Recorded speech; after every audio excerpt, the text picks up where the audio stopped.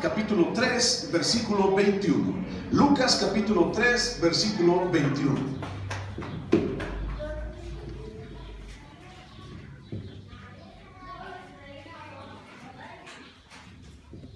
Lucas capítulo 3, versículo 21.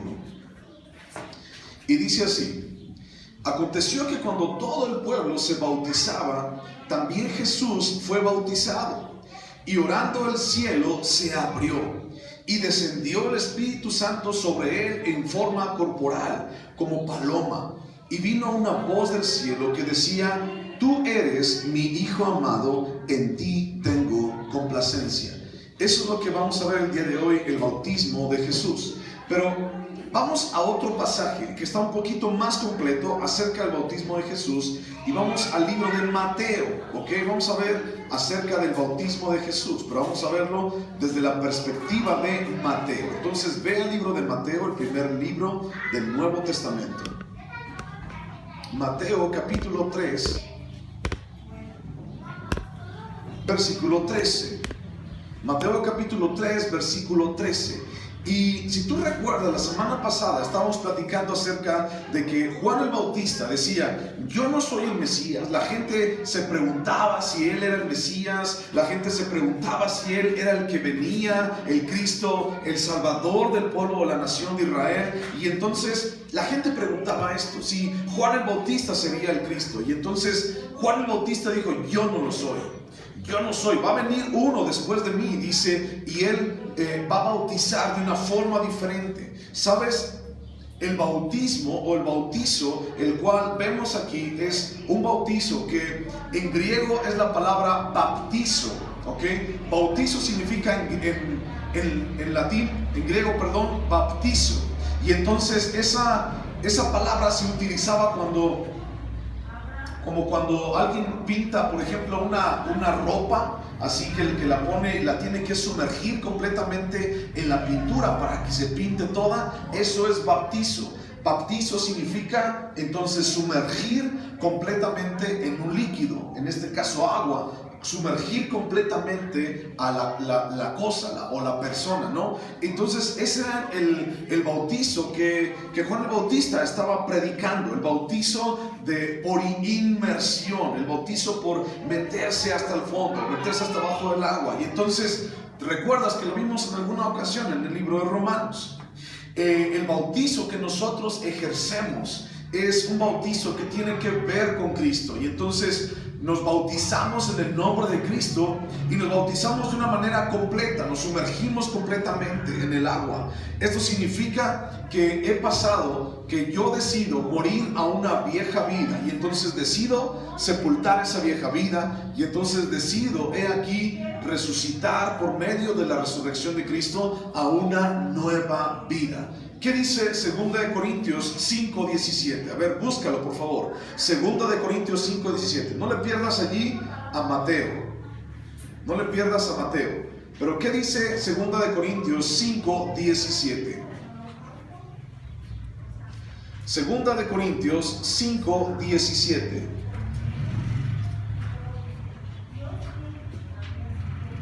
Segunda de Corintios 5:17. ¿Lo tienes? Dice: de modo que si alguno está en Cristo, nueva criatura es. Las cosas viejas pasaron, he aquí todas son hechas nuevas.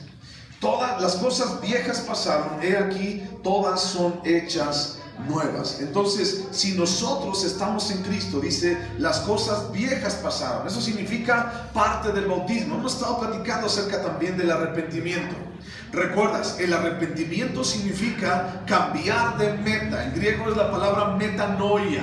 Cambiar de meta, cambiar de un rumbo. Antes pecábamos, antes hacíamos las cosas de esta manera, antes nos salíamos, hacíamos lo que bien nos parecía, pero metanoia, es decir, arrepentirme, significa cambiar de rumbo, irme a otro lugar, ir a otra parte, ir hacia un lugar opuesto. Eso significa arrepentimiento. Y esto te lo decimos porque arrepentimiento no es lo mismo que remordimiento, ¿ok?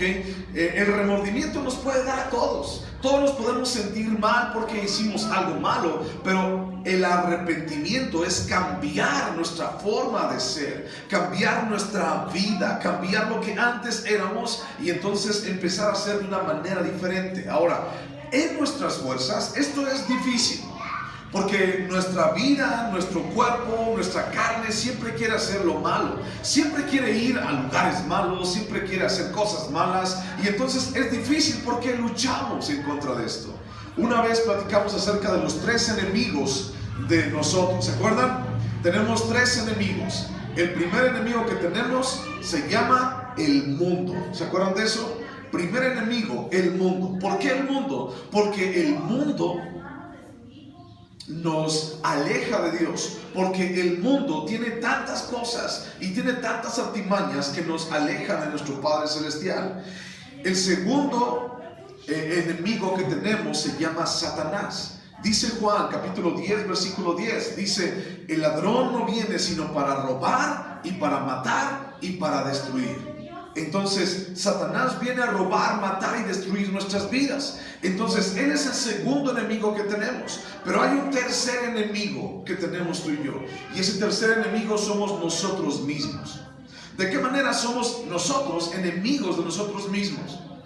Cuando nosotros buscamos hacer el bien, dice la palabra, en nuestros miembros, en nuestro cuerpo está el hacer el mal, el hacer cosas malas. En vez de, nosotros sabemos, por ejemplo, que esto es bueno, ¿y por qué no lo hacemos? Nosotros sabemos o entendemos que aquello tiene que ver con Dios, por ejemplo, ¿y por qué no lo hacemos? Porque nuestro cuerpo, porque los intereses en el mundo también nos desvían.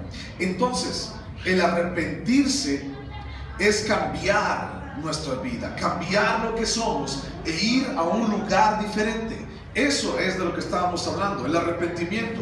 Y Juan el Bautista hablaba acerca de que antes de ser bautizados tenían que arrepentirse. Antes de ser bautizados tenían que arrepentirse. Entonces, piénsalo y escucha esto. ¿Un bebé puede arrepentirse de sus pecados? ¿Por qué no puede arrepentirse de sus pecados? Porque no tiene conciencia. Un bebé no puede arrepentirse de sus pecados porque no tiene conciencia. Un bebé no puede arrepentirse de sus pecados porque ¿qué pecado ha cometido? Como tú o como yo, que hemos mentido, que hemos codiciado o que hemos maldecido, ¿verdad? Muchos de nosotros hemos hecho eso y muchas otras cosas más, pero un bebé no. Entonces, para el arrepentimiento bíblico no hay ninguna otra parte que se contraponga a esto que estamos hablando del bautizo. Y entonces, para que una persona se pudiera bautizar, inclusive por Juan el Bautista, tenía que arrepentirse de sus pecados, tenía que arrepentirse de todo lo malo que él o ella habían hecho. Entonces muchísima gente había entendido esto y había dicho: yo también quiero bautizarme, yo también quiero arrepentirme, yo también. Y entonces Juan el Bautista dice: viene uno tras de mí, y le preguntaban: ¿eres tú el Cristo? No, no lo soy. Yo los bautizo solamente en agua, solamente como una simbología, como un símbolo. Nada más los bautizo en agua, simbolizando de que ustedes mueren en el agua, son sepultados el viejo yo y entonces nace una nueva persona. Si estamos en Cristo, somos una nueva criatura. Las cosas viejas pasaron, todas son hechas nuevas. Y entonces dice Juan el Bautista: viene otro que los va a bautizar en Espíritu Santo y fuego. En Espíritu Santo y fuego. ¿Y qué era esto del Espíritu Santo y fuego? Si tú recuerdas, estábamos hablando acerca de ser confrontados, acerca de que nuestra vida tenía que ser confrontada y tenía que ser pasado por fuego también. Nuestra fe siempre va a ser pasada por fuego. Si yo te digo, mi ropa, supongamos, mi ropa es a prueba de fuego. Imagínate que yo te dijera eso: mi ropa es a prueba de fuego. ¿Cómo te darías cuenta tú que mi ropa es a prueba de fuego? ¿Cómo te darías cuenta? ¿Cómo lo comprobarías? Pues la metes a fuego, a ver si es cierto que se quema. Estamos cuando de niños compramos de esos relojes que decían resistente al agua. y te comprabas un reloj, o tu papá te compraba el reloj, y ¿qué es lo primero que hacías cuando decía resistente al agua? ¿Qué hacían los niños? ¿O qué hacen? Pues los meten al agua, y entonces los metían, y ya los sacaban. No, si es resistente al agua era. Y entonces ya se iban contentos porque iban con su reloj resistente al agua. Y entonces lo metían y ya dejaba de funcionar. ¿Y qué decían? No es contra el agua. Entonces, si algo te está diciendo que es contra el agua o que es contra el fuego, ¿cómo lo puedes comprobar? Bueno, pues poniéndolo en el agua o poniéndolo en el fuego. Nuestra fe, ¿cómo está tu fe con Dios? ¿Es una fe débil? ¿Es una fe fuerte? ¿Es una fe fundamentada en el Hijo de Dios? Solamente tú lo sabes. Y a veces cuando tú y yo pensamos que nuestra fe es dura, que nuestra fe es fuerte, tenemos que ser pasados por fuego.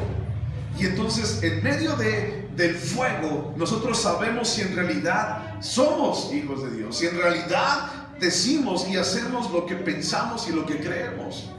Entonces las personas, por eso decía, en Espíritu Santo y fuego. Y pasamos al bautismo de Jesús. Fíjate bien, una de las características del bautismo de Jesús es que Jesús, ¿cuántos años tenía en este momento? ¿Alguien sabe? ¿Cuántos años Jesús tenía en este momento cuando vino a ser bautizado por Juan el Bautista? ¿Cuántos años tenía? ¿Alguien sabe? 30 años. ¿Okay? Jesús tenía 30 años. Juan el Bautista tal vez tenía como 31, un poquito más, unos meses más. Y entonces, Jesús era un hombre ya hecho y derecho. Jesús era un hombre ya consciente. Esa es la gran diferencia entre un bebé y una persona que se bautiza grande. La conciencia. Que ya tiene conciencia de las cosas, que ya sabe lo que es bueno y que sabe lo que es malo también. Por eso, cuando hablamos del bautizo, bíblicamente hablando, la Biblia, hablamos de que una persona se arrepiente de sus malos caminos y quiere volver a caminar conforme a lo que Dios quiere en sus vidas. Versículo 13, Mateo capítulo 3, versículo 13, dice: entonces Jesús vino de Galilea a Juan al Jordán para ser bautizado por él. Mas Juan se le oponía diciendo: yo necesito ser bautizado por ti, ¿y tú vienes a mí? Pero Jesús le respondió: deja ahora, porque así conviene que cumplamos toda justicia. Y entonces le dejó. Es lo que dice en Mateo capítulo 3. Entonces, imagínate, Juan está allí bautizando en el río Jordán y viene la multitud de todas las personas de Judea y de Jerusalén, y vienen ahí con Juan y vienen y les da una convicción de pecado. A una cosa de la que Dios hace en nuestras vidas a través de su palabra es nos da convicción de pecado. ¿Qué significa esto de la convicción de pecado? Significa que cuando tú y yo leemos la palabra de Dios, entonces nos damos cuenta poco a poco de que estamos mal. Muchas veces la gente podemos pensar que no hacemos nada, o que no somos malos, o que no necesitamos de Dios tal vez. Si yo te pregunto: oye, ¿tú eres bueno o eres malo? ¿Qué me vas a decir? No soy bueno. Porque, ¿sabes? Tenemos una idea en la cabeza, un parámetro bien definido de qué es bueno y qué es malo. Y entonces, en base a lo que oímos, en base a las noticias, en base a lo que hay alrededor de nosotros, ¿qué es lo que hay alrededor de nosotros?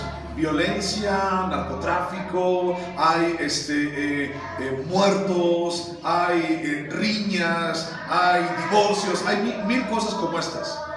Y de repente nosotros decimos: no, yo no soy como él. No, yo no soy como aquella. No, yo soy diferente. Y entonces te pregunto: ¿eres bueno? Y la gente dice: sí, pues yo creo que sí. Pero sabes, delante de Dios, ninguno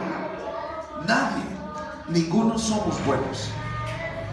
Por cuanto todos somos pecadores y estamos alejados, significa destituidos, alejados de la presencia de Dios.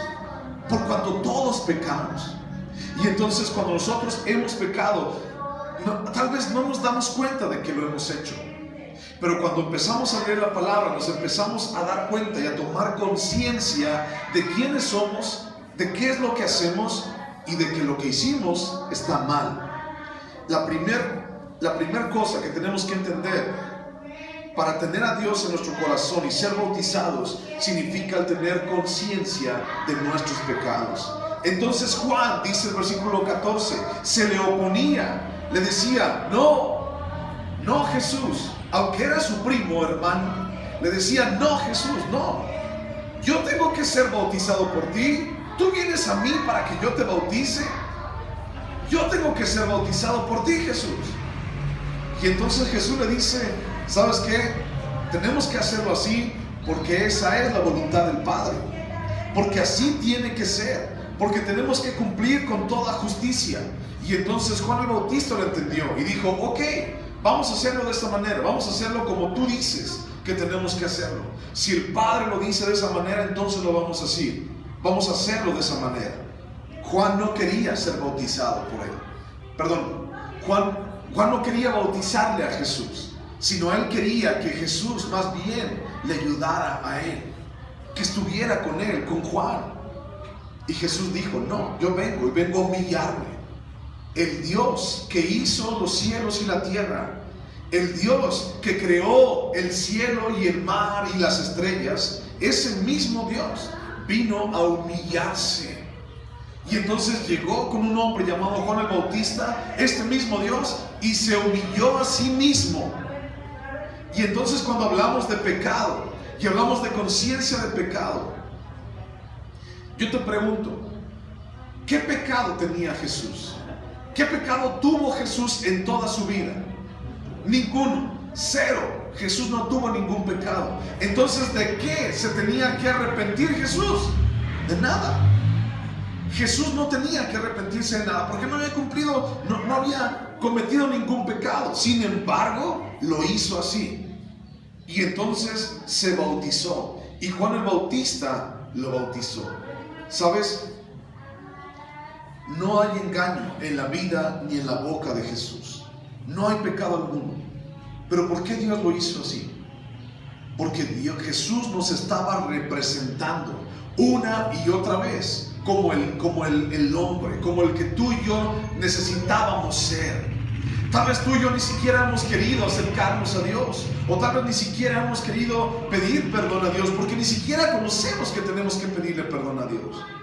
Y entonces Jesús nos representó, no solamente en la cruz del Calvario y en su sacrificio, sino también en su vida entera. Jesús, cuando obedeció al Padre e hizo conforme a lo que tenía que ser o lo que tenía que hacer, obedeció al Padre y en lugar de nosotros también obedeció. Y dijo, Señor, yo haré lo que tenga que hacer. Ponle ahí una división a Mateo y te vamos a regresar allí. Y ahora vete al libro de Filipenses.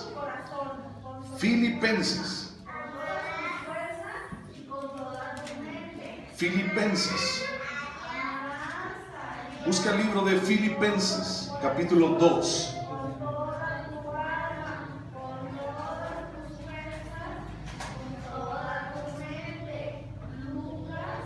Filipenses capítulo 2, versículo 5. Voy a leer desde el 3. Filipenses 2, 3. ¿Lo tienes? Filipenses 2, 3. Dice: nada hagáis por contienda o por vanagloria, antes bien con humildad, estimando cada uno a los demás como superiores a él mismo, no mirando cada uno por lo suyo propio, sino cada cual también por lo de otros.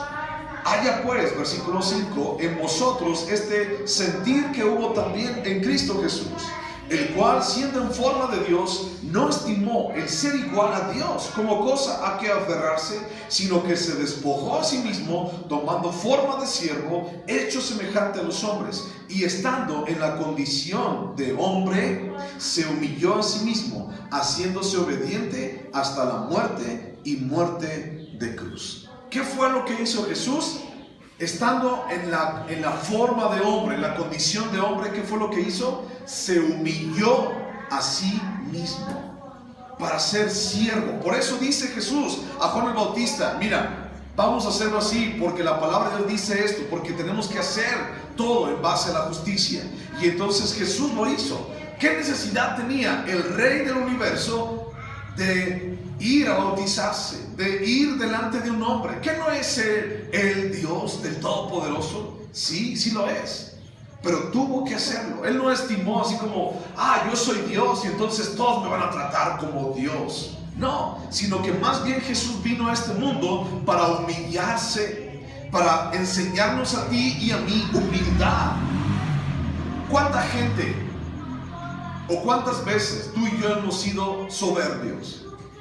¿Cuántas veces tú y yo hemos sido bien orgullosos, pensando en que tú y yo somos los únicos que sabemos o somos los únicos que podemos? ¿Cuántas veces tú y yo hemos pensado que nadie es mejor que nosotros? Y entonces Jesús no pensó en sí mismo. Jesús más bien se humilló a sí mismo, tomando forma de hombre, y entonces obedeció la palabra. Lo que tú y yo no hemos podido obedecer, Él lo obedeció. Y entonces, dice el versículo 15 al final, entonces le dijo, está bien, vamos a hacerlo. Versículo 16. Y Jesús, después que fue bautizado, subió luego del agua. Entonces, Jesús lo bautizaron y se sumergió completamente en el agua. Y entonces salió del agua de esta forma. ¿Ok?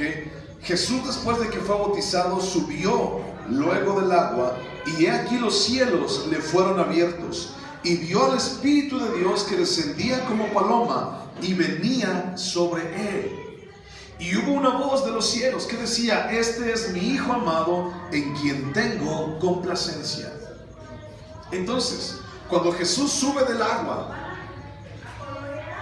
viene el Espíritu Santo y posa sobre él. Dice, como paloma. Y muchas veces hemos entendido que cuando dice la palabra que el Espíritu Santo posó como paloma en Jesús, es de una manera literal, así como que vino una paloma y entonces se puso aquí en el hombro de Jesús. Y más bien piensa lo siguiente, ¿qué tal que no fue eso? ¿Qué tal que más bien el Espíritu Santo bajó de una forma como las palomas lo hacen? Es decir, cautelosamente, es decir, muy quietamente. Y entonces eso pasó y fue ungido con el Espíritu de Dios. Como tú y yo también tenemos el Espíritu de Dios cuando hemos creído en Jesucristo.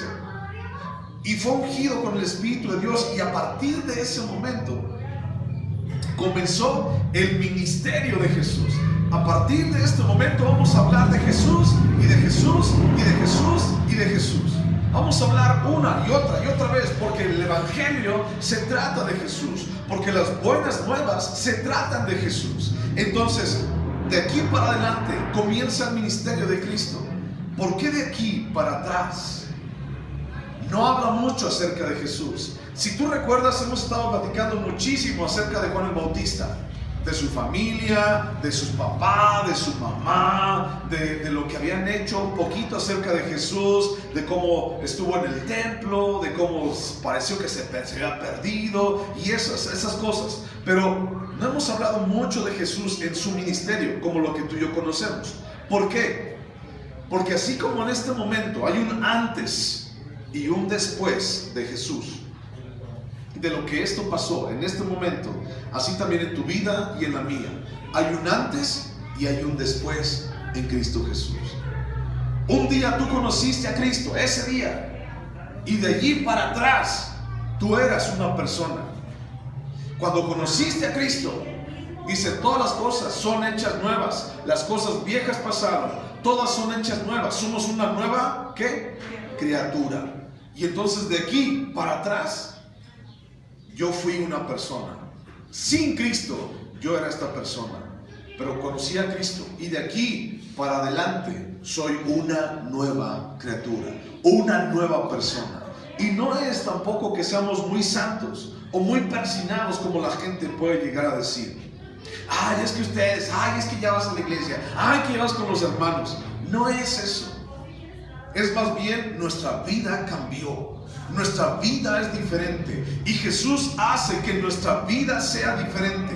A partir de este momento, cuando el Espíritu Santo viene y desciende en la vida de Jesucristo como paloma, entonces a partir de este momento comienza todo el ministerio de Jesús. Un antes y un después. Comienza todo.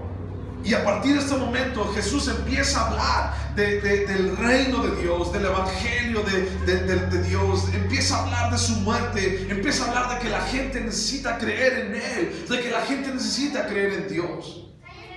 A partir de este momento todo empezó la chamba de Cristo. Y dice el versículo 17: y hubo una voz de los cielos que decía: este es mi Hijo amado, en quien tengo complacencia. Te voy a poner un ejemplo. ¿Ustedes han escuchado acerca de que uno de los discípulos de Jesús se llamaba Pedro? ¿Sí? ¿Han escuchado de Pedro? Ok. Uno de los discípulos de Jesús se llamó Pedro, el que lo negó 3 veces, ¿se acuerdan? Ese Pedro. Bueno, ¿alguno de ustedes se acuerda qué profesión tenía Pedro o a qué se dedicaba Pedro? Pescador. Pedro era pescador, ¿ok? Otro, por ejemplo, Mateo era otro discípulo de Jesús, uno de los 12 discípulos. ¿Alguno de ustedes se acuerda qué profesión o a qué se dedicaba Mateo? ¿Alguien se acuerda? Mateo era recaudador de impuestos, ¿ok? Y así, muchos otros también eran también pescadores y se dedicaban a otras cosas. Bueno, pero te pongo estos 2 ejemplos. Mateo era recaudador de impuestos. Y un recaudador de impuestos era lo más traicionero que la gente podía esperar de una persona. Un recaudador de impuestos era una persona en la cual no podíamos confiar. Un recaudador de impuestos era alguien que no querías ver. Un recaudador de impuestos era alguien que no tolerabas. Así como que, no, ya viene. Aunque eran parte del pueblo, era también judío, no lo querían ver, no lo toleraban. Lo consideraban como un traicionero a la patria, como un traidor, porque se había vendido para los romanos y entonces había hecho las cosas diferentes. Y entonces estaba perjudicando a todos sus hermanos judíos también. Un recaudador de impuestos no lo querías ver, nadie lo quería ver, porque venía a cobrarte y venía con soldados y venía con la fuerza a cobrarte. Ese era un recaudador de impuestos, nadie lo quería. Un pescador era una persona del vulgo, es decir, una persona que no había ido a la escuela, que no sabía leer, que no sabía escribir, una persona que se expresaba de una manera muy pues sin escuela, por así decirlo, así como le salía. Y si tú recuerdas, Pedro siempre fue así, muy atrabancado, y siempre fue Pedro, tomaba decisiones primero y luego las pensaba. Cuando por ejemplo Jesús le dice: es que todos ustedes me tengo que ir porque tengo que ir a Jerusalén y todos ustedes van a irse a otro lugar. Y entonces Pedro le dice: no, Señor, vamos a ir contigo hasta la muerte. Y Jesús le dice: no, Pedro, mira, esta noche no va a cantar el gallo y tú ya me vas a negar 3 veces. No, Señor, ¿cómo crees? Y no sé qué. Pedro era muy atrabancado, era muy arrebatado, era así como que muy brusco, muy aventado, pues así era Pedro. Pero pasó algo en la vida de esos 2 hombres y también en la vida de todos los demás, de los 12 discípulos. Pasó algo muy importante. Conocieron de Dios y el Espíritu Santo vino sobre sus vidas. Y a partir de ese momento de que el Espíritu Santo vino a sus vidas, su vida completamente cambió. Y entonces, por ejemplo, un hombre como Pedro, que era del vulgo, que era muy atrabancado, que era muy hacía las cosas sin pensar, un hombre con un lenguaje muy bruto, así y entonces un día está delante de los jueces y delante de las personas más importantes de Jerusalén, y la gente se maravilló y dijo: ¿quién es este? ¿Que no era un pescador? Sí, era un pescador. ¿Y por qué habla esas cosas tan elocuentes? Como si hubiera ido a una escuela muy importante. ¿Por qué habla estas cosas? Juan también era otro pescador también. ¿Quiénes son estos que hablan de esta manera? O por ejemplo Mateo, al que no querían verlo, al que nadie quería acercarse a él. Mateo dejó todo. Un día Mateo estaba allí en una mesa cobrando los impuestos, y entonces Jesús le dijo: ven y sígueme. Y a partir de ese momento su vida cambió. Y entonces Mateo empezó a hablar de Dios, empezaron a hablar de Jesús. Y cómo es que estos hombres que antes eran gente común, común y corriente, ¿cómo es posible que estos hombres pudieron hablar cosas tan preciosas? Y si tú vas, por ejemplo, a las cartas de Pedro, habla cosas preciosas. Si tú vas a las cartas de Juan, al Evangelio de Juan, al Evangelio de Mateo, hombres común y corriente, hombres comunes y corrientes, Dios los usó para hablar de su reino. Mira, busca por favor Primera de Corintios. Primera de Corintios. Está Juan, y luego Hechos, luego Romanos, y luego Primera de Corintios. Busca Primera de Corintios, versículo 1.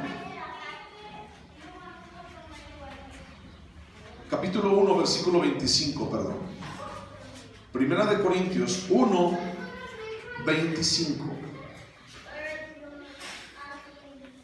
¿Lo encontraste? Primera de Corintios 1, 25. Dice: porque lo insensato de Dios es más sabio que los hombres, y lo débil de Dios es más fuerte que los hombres. Pues mirad, hermanos, vuestra vocación, que no sois muchos sabios según la carne, ni muchos poderosos, ni muchos nobles, sino que lo necio del mundo escogió Dios para avergonzar a los sabios, y lo débil del mundo escogió Dios para avergonzar lo fuerte. Y lo vil del mundo y lo menospreciado escogió Dios, y lo que no es, para deshacer lo que es, a fin de que nadie se jacte en su presencia. Entonces, ¿qué fue lo que escogió Dios? ¿De dónde agarró Dios? ¿De dónde agarró Jesús? De lo vil y de lo menospreciado, de lo necio. No de lo mejor, sino de lo peor. Tal vez tú y yo podamos llegar a pensar: es que yo no soy como Juan el Bautista, yo no soy como Mateo, yo no soy como esos grandes apóstoles. Pero sabes, esos grandes apóstoles nunca fueron grandes apóstoles toda la vida. Tuvieron un antes y un después de Jesús. Antes de conocer a Cristo y después de conocer a Cristo. Y así como eran brutos para hablar, y así como eran esa manera tan tosca para hablar y para referirse a las personas, Dios cambió eso y les dio un aliento nuevo, una vida nueva, porque todas las cosas en Cristo son hechas nuevas. Somos una nueva criatura. Y hubo una voz de los cielos, versículo 17 de Mateo 3. Una voz de los cielos que decía: este es mi Hijo amado en quien tengo complacencia. En la palabra de Dios dice que la voz de Dios es como un trueno.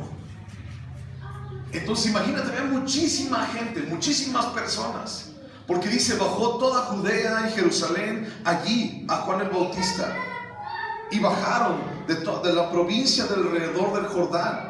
Bajaron para ir a ver lo que estaba pasando con Juan el Bautista, y ahí en el río había muchísima gente, pero no toda la gente se bautizaba, sino solamente unos cuantos. Y entonces tal vez venían, y había mucha gente allá en el cerro viendo tanta gente. ¿Qué está pasando ahí? No sé, pero vamos a ver, ¿no? Y entonces mucha gente fue ese día y ni siquiera se dio cuenta de qué estaba pasando. Tal vez cuando escuchó esto de la voz de los cielos, una voz de los cielos que decía: este es mi Hijo amado en quien tengo complacencia. Tal vez decían: mira, está tronando. ¿Qué es? No, ¿trajiste paraguas? No, yo no traje paraguas, porque eran ajenos a lo que estaba pasando. Pero tal vez muchísima gente más que estaba cerquita de él, que sí iban con un corazón arrepentido, con un corazón sincero, con un corazón que querían cambiar, escucharon también esa voz, como Mateo. Escucharon esa voz y dijeron: wow, ¿Quién fue?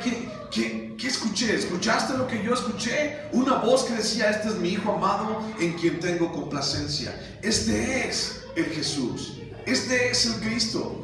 Muchos ni se dieron cuenta, pero muchos sí se dieron cuenta de lo que estaba pasando.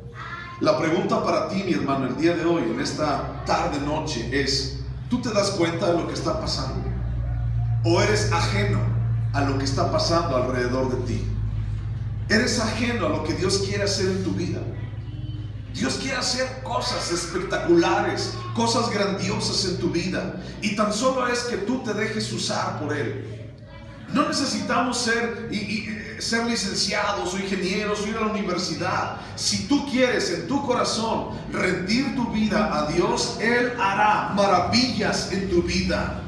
Lo hizo maravillas en la vida de un pescador. Hizo maravillas en la vida de un hombre que era aborrecido por todos los demás. Hizo maravillas en gente de lo más vil y menospreciado de este mundo. Pero Dios nos quiere cambiar nuestras vidas, y Dios quiere hacerte a ti y a mí de una manera diferente. Pero la pregunta es la misma: ¿quieres en realidad que esto pase? ¿Quieres en realidad cambiar? ¿Que Dios cambie en tu vida? ¿O solamente vas a estar como la gente esa? ¡Ay, como que tronó! ¡Ay, como que llovió! Y te vas a dar cuenta de lo que Dios está haciendo. ¿Sabes? Yo creo que tú no eres de esas personas. Yo creo que tú eres de las personas que han estado escuchando la voz de Dios, que han estado escuchando lo que Dios quiere hacer. Y el día de hoy creo que así lo has entendido. Dios quiere hacer algo especial en ti. ¿Estás dispuesto? ¿Quieres en realidad dejarte usar por Dios? ¿Quieres en realidad dejar que Dios actúe en tu vida y en tu corazón? Allí en tu lugar vamos a orar y pídele a Dios que Dios actúe, que Dios haga y que Dios se manifieste en tu vida. Cierra tus ojos. Padre Santísimo, te damos muchísimas gracias, Dios. Tú eres bueno, Señor, y siempre has permanecido fiel, Padre, a nosotros. Te bendecimos, Dios, te adoramos, y el día de hoy, Señor, estamos delante de ti, Padre, para agradecerte por nuestras vidas. Queremos hoy, Señor, ser usados por ti, Jesús. Queremos hoy, Señor, llevar nuestro corazón a ti, Señor, y que tú hagas lo que tú quieres hacer en nuestros corazones. Así como hiciste con Pedro y con Juan y con Felipe y con Pablo y con Mateo, Señor, y con tantos otros, Dios, que cambiaste su vida, te pedimos que también, Señor, nos ayudes a cambiar la nuestra. Porque hoy, Señor, hemos escuchado tu voz. No solamente escuchamos un trueno, no solamente escuchamos un ruido, Señor, sino estamos escuchando tu voz porque estamos leyendo tu palabra, Padre. Hoy nos ponemos en tus manos y te pedimos, Señor, que de esto vil y de esto menospreciado tú hagas un milagro. Ayuda, Señor, a mis hermanos a dar frutos dignos de arrepentimiento, Dios. Ayúdalos en sus vidas y que tu gloria y tu amor y tu verdad, Señor, reinen en sus corazones. En el nombre de Cristo Jesús. Amén. Amén. Muy bien. Si